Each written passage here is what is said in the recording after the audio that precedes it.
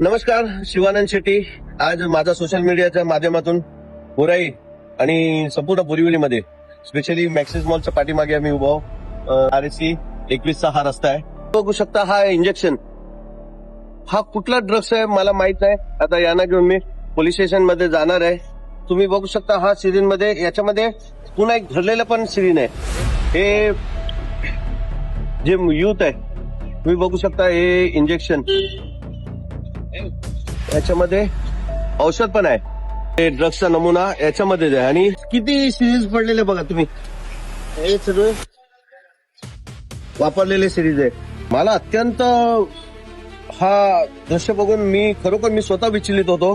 कारण की बघू शकता तुम्ही, दारू पितात बघितलं, दारूवाल्यांचं आमच्यावर काय कार्यक्रम चालू आहे. कारण की त्यांना आम्ही समजवण्याचा कोशिश करतो. मी त्यांच्या बोलण्याचा संवाद साधून त्यांना दारू सोडण्याचा आम्ही करतो.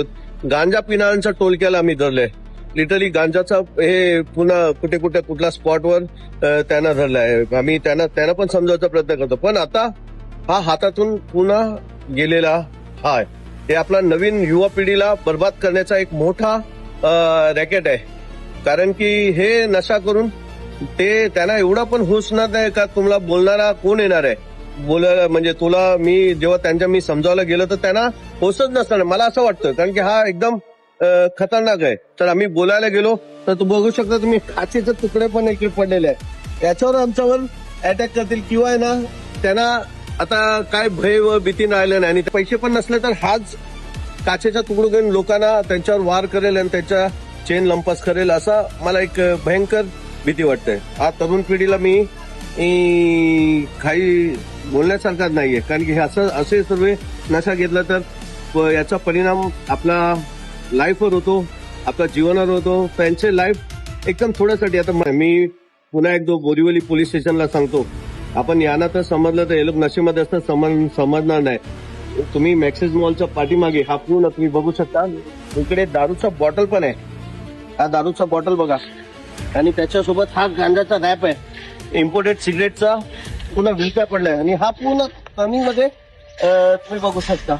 बोरिवली पोलीस स्टेशनला स्पेशली नमूद करू इच्छितो. मी वारंवार सांगतो, गोराई खाडीचा पट्टा, गोराई किनाराचा ते टर्निंग मध्ये जे टर्निंग पट्टा आहे, बेव्यू हॉटेलचा पूर्ण संपूर्ण परिसरमध्ये रात्री 8 वाजले तर पूर्ण गजबजलेला असतो. सर मुलांना, हे सर्व मुलं ड्रग्ज घेतात, सिगरेट पितात आणि ते सर्व तिकडे अश्लील चाले करतात. तर जसा खाडी जवळ आहे असंच आपला मॅक्सिस मॉलच्या पाठीमागे मी पुन्हा एकदा तुम्हाला सांगतो, तुम्ही लवकरात लवकर कारवाई करा यांच्यावर आणि यांच्यावर केस घेऊन त्यांना आतमध्ये करता. आणि पोलिसांना नमूद करतो, मला उद्या काय बरा वाईट काय झाला, माझ्यावर उद्या काय कोणी हल्ला केला तर त्याचा जिम्मेदार पण बोरिवली पोलीस असणार. कारण की मी फिरत असताना मी कुठे कोणाला टोलक्याला थांबवलं आणि यांनी हल्ला केला, त्याचा पण जिम्मेदार बोरिवली पोलीस स्टेशन असणार. कारण की पोलीस स्टेशनला वारंवार 3 मी सांगितलं, तुम्हाला हे याच्यावर जबाबदारी घ्यायला लागेल, नाही तर मला रस्त्यावर माझे आमदार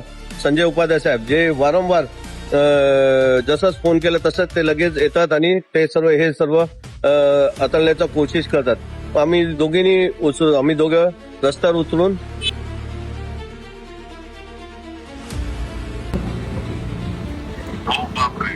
सर हे बघू शकता साहेब. आता मला फोन आला चंदन अधिकारी आणि प्रसादचा का इकडे असा भरपूर सिरीज पडलाय. तुम्ही बघू शकता साहेब, हा मॅक्सिस मॉल आहे ना, मॅक्सिस मॉल हा रस्ता. आणि हे इकडे खालती हे साहेब, इकडे हे असं 1-2 औषध तुम्हाला दाखवतो साहेब.